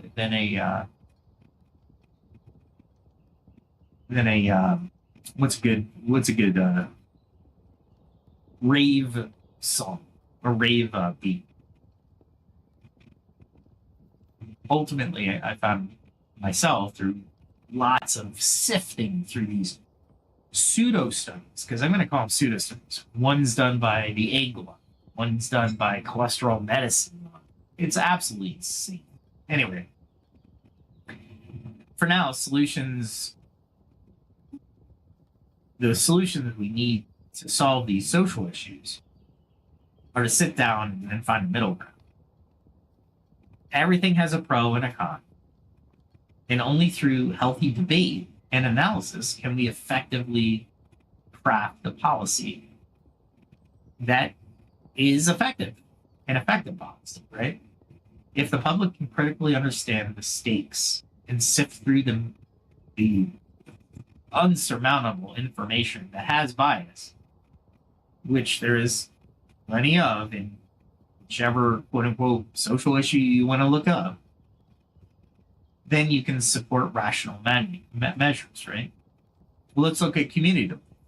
Even at a community level, say a local school board or a city council meeting, critical thinking matters. If a new project is proposed, like building a highway or closing a library, community members who critically think will ask for evidence, consider future impact, and will not be swayed by the NIMBYism, not my backyard sentiment, or shiny pamphlets. They'll push for decisions that stand on solid reasoning and serve the common good. How about intercultural understanding? We live in a globalized world with many cultures intersecting. Critical thinking can combat prejudice and foster understanding. When you hear something about, quote, those people, or even stereotypes of insert populace, right? A critical mindset is not to generalize and seek actual, but it is to seek actual interactions or reliable reports. Many conflicts arise from seeing only, quote, the shadows of another culture. For example, stereotypes and propaganda. If you see them all the time, we can get into stereotypes as a cultural thing in more depth, but you need critical thinking to break them. Rather than the reality of individuals' lives, everybody is a human. Period. End of story. Full stop. We have emotions. We have wants. We have needs. We have desires. We have dreams. People who question the narratives often become the bridge builders between communities. At its heart, applying critical thinking in society means always striving for the truth and fairness and not being complacent with easy answers or social inertia. It's about holding ourselves and our leaders accountable to reason. It certainly makes one active participant in society rather than a passive consumer of whatever the narratives are thrown at, at them. So look at all these applications, from deciding your workout routine to launching a space telescope. Show show the versatility of critical thinking. It scales from the micro to the macro. And here's the beautiful: it compounds. If you practice critical thinking in one area, you'll start to naturally carry it into others. The scientist becomes more discerning, a more discerning voter. The gamer becomes a more inventive engineer. The critically minded parent raises a critically minded child who contributes positively to society. Well, you might ask, what's the downside? Well, critical thinking does require effort and occasionally uncomfortable realizations. Sometimes you discover something you believe deeply isn't quite true, which can be jarring, especially when we're talking. Remember, I said beliefs and values are the hardest ones you're going to come up against to change. Sometimes you discover something you believe deeply isn't quite true, right? And it's like, wow. It can also make you a bit of a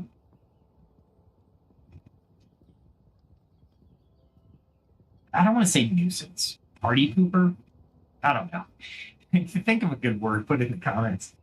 But if you're constantly questioning everything out loud, I mean, maybe don't go full skeptic on every single trivial comment.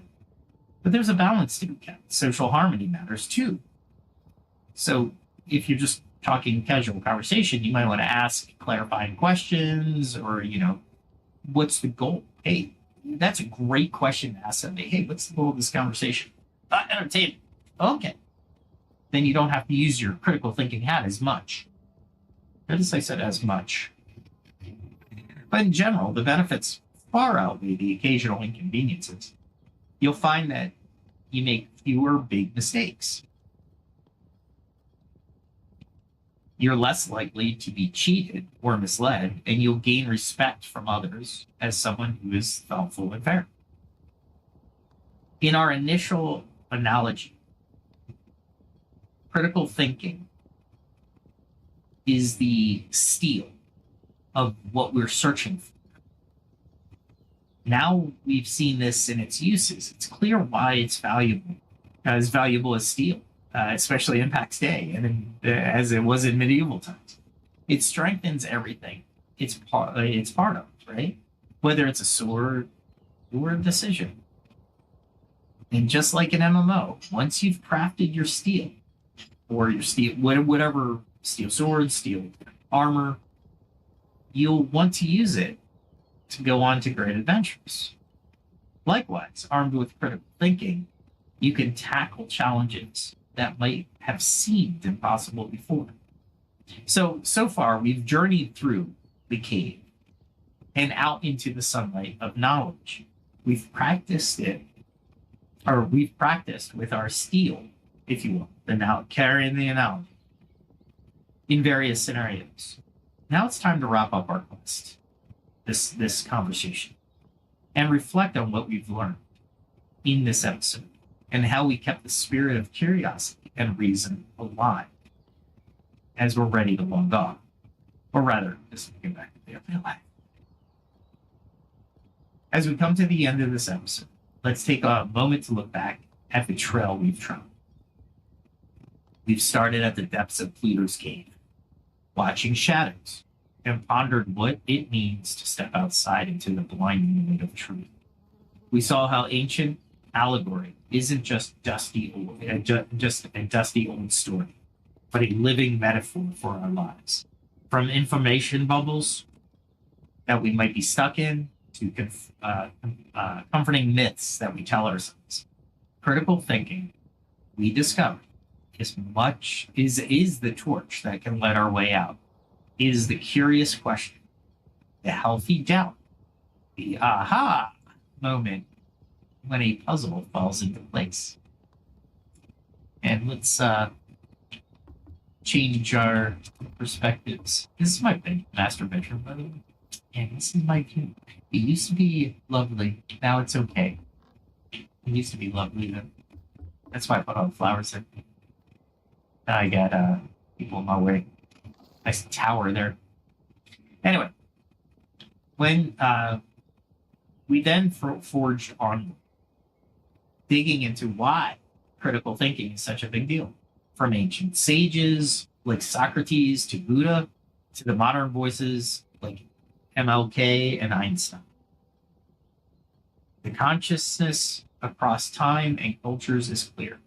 If we don't question and examine, we risk being deceived or stagnant. Or as one prophet would say, trust in God, but tie your camel.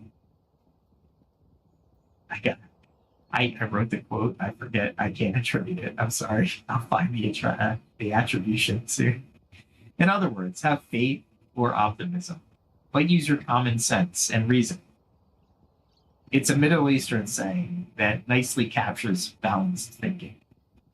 We saw how illusions, whether cast by a puppet master in a cave or by a viral fake news post, they lose their power when met with the probing mind. Then came a practical side. How to actually do critical thinking? We essentially assembled a toolkit for you. Ask questions, check evidence, know your biases, consider the other perspectives, and reflect on it all. It's a toolkit that might feel heavy at first, but when you use it, it becomes instinctive. Think of it like a game, where at first you fumble with complex controls, but later you start executing the moves fluidly, without thinking. The more you practice critical thinking, the more it becomes a natural part of your approach to any problem or claim. We also adventured through the various arenas where critical thinking plays a starring role. In gaming, we saw our mental steel slice through tricky raid mechanics and strategic conundrums. In education and work, we saw how it leads to better solutions, innovations, and basically impresses professors and bosses alike. The new promotions. In our personal lives, it guards us from scams. Helps make us wiser, or helps us make wiser decisions, and even improves our relationships by removing unnecessary misunderstandings or the understandings. And the grand stage of society, critical thinking turns us into informed citizens who can collectively hold the line against tyranny, ignorance, and injustice. It's like the ultimate multi-class skill that benefits the healer, the tank, and the DPS. A buff to the whole party of humanity, if you will. Now, if this all sounds like critical thinking is some serious business, it is. That's why I have 2 episodes. We should go more. But it's also a source of great joy and empowerment. There is a special kind of satisfaction in discovering the truth or solving a puzzle yourself. It's like the excitement of finally finding that deposit of pure steel after a long search in Pax Dei, except the steel you find might be a nugget of knowledge or a hard-earned insight about life. Each time you question and then understand something clearly, it's a victory. If you've leveled up in basically critical thinking is leveling up. It's getting a skill and leveling that skill up. Let's not forget, critical thinking doesn't mean cynicism or lack of imagination. On the contrary, it works best alongside creativity, empathy, and hope. A critical thinker can still dream big, and they then chart a logical path to achieve those dreams. They can still trust people. They just verify and communicate to maintain that trust. They can still enjoy a good story or joke. They just know how it's a story or joke and don't let it distort their reality. In other words, we don't leave the cave to sit in a sterile lab 24/7. We leave it to experience the full, vivid world in all its beauty and complexity. If you feel a bit overwhelmed by all the ideas today, here's a simple way to start applying this. Pick one thing this week to question or investigate further than you normally would. Just pick one thing. Maybe it's a news story. Read a couple of different reports on it. Maybe it's a piece of advice that you've always followed. Ask yourself if it's truly the best way. Maybe it's a claim about your favorite video game mechanics. Run your own little test in game. Do it not out of distrust, but out of a playful desire to see what's true. You might be surprised what you learn. And then make it a habit.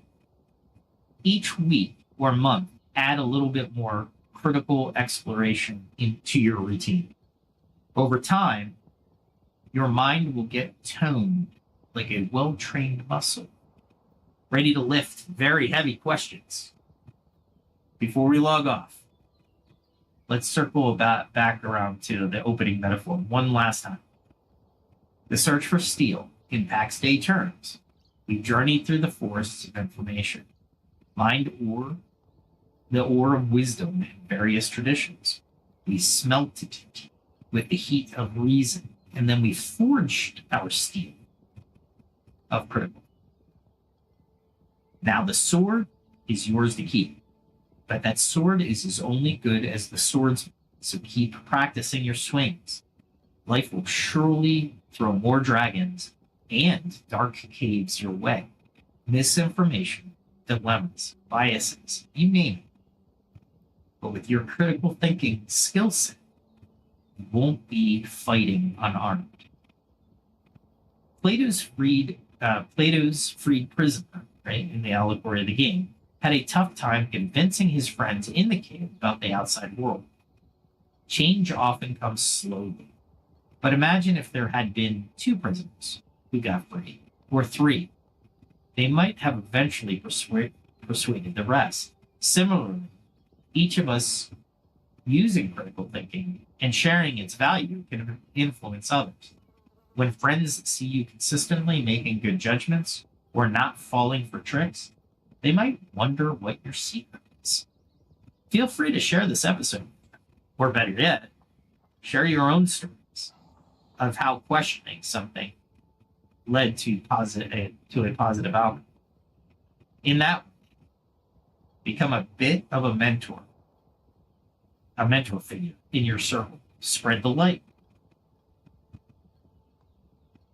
I want to thank all of the wisdom traditions and thinkers that we reference, from the Chinese frog in the well parable to Einstein's quip about authority, for showing that critical thinking is a universal human theme. We're truly tapped into global, timeless quest for truth. And of course, thanks to the gaming analogies for keeping things fun and relatable. Who knew EVE Online and Plato could pair so well?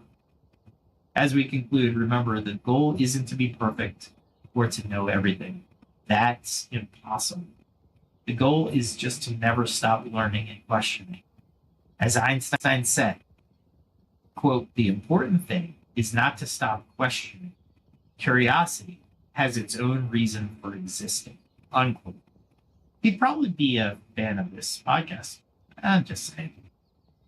Keep that curiosity alive and pair it with logic and evidence, and you've got a recipe for continuous growth.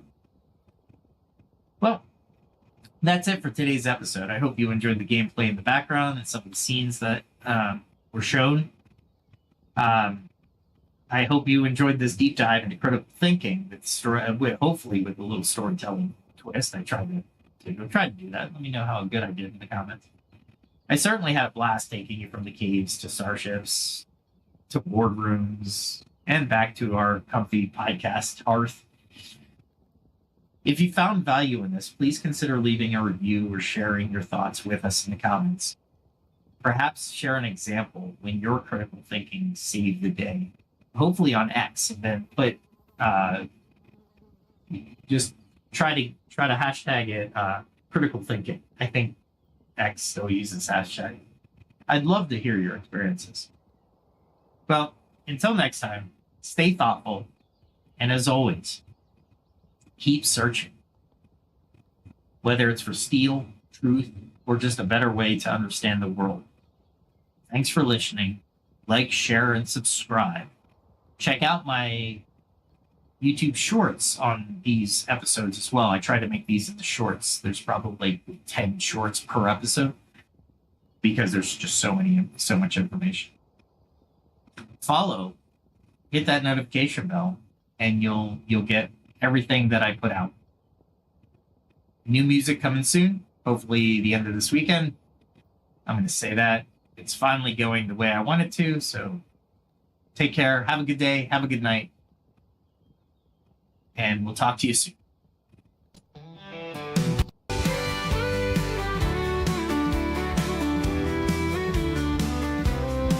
With every step, a lesson learned. From fire's heat to the fields I've turned. The blade and bow, the forge and flame. I sharpen my skills, I play the game. Each day brings a challenge I must face. I train my hands with careful grace. From alchemy's art to the hunter's way, I'll find the strength to seize the day. I carve my path, I walk the line, in the shadow of the ancient sign.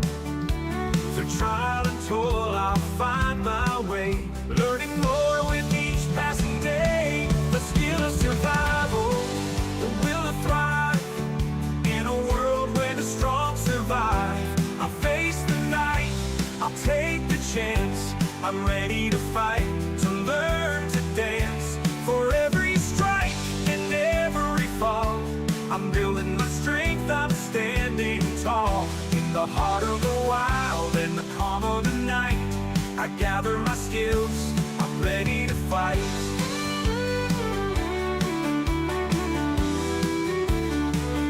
From the herbs I find to the iron I mold, each lesson learned is a story told.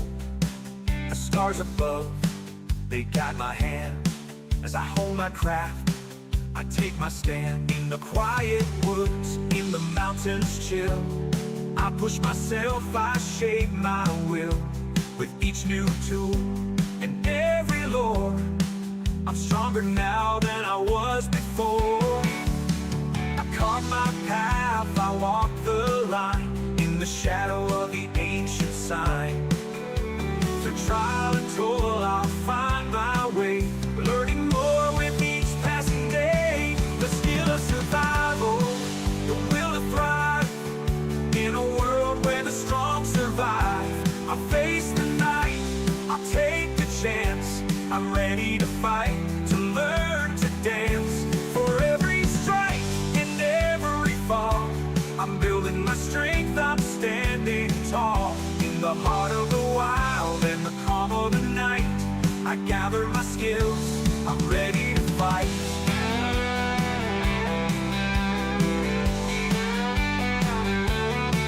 The road is long, but I won't turn back. The lessons I learned keep me on track. With each new skill, the stronger I grow. In the face of the storm, I let my courage show. I've tasted defeat, I felt the sting, but I rise again with each new spring. For knowledge is power, and wisdom the key. I'm forging my path, I'm breaking free. The skill of survival, the will to thrive, in a world where the strong survive. I'll face the night, I'll take the chance. I'm ready to fight, to learn to dance. For every strike and every fall, I'm building my strength, I'm standing tall. In the heart of the wild and the calm of the night, I gather my skills, I'm ready to fight.